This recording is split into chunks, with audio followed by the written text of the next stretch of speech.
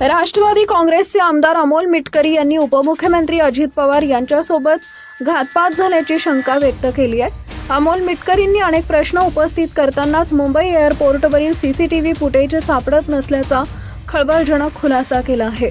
अजित पवार यांच्या विमान दुर्घटनेनंतर आता अनेकांनी या अपघातावर संशय व्यक्त केलाय. अमोल मिटकरी यांनी सुद्धा काही प्रश्न उपस्थित केले आहेत.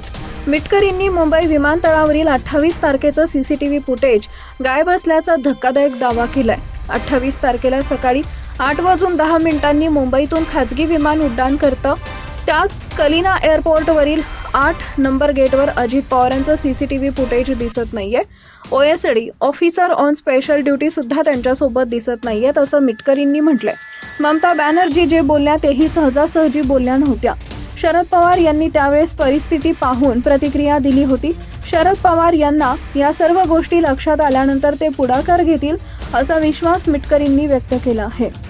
बारामतीला विमान लँड करताना अपघात झाला. या ठिकाणी धुकं होतं असं सांगितलं जात होतं.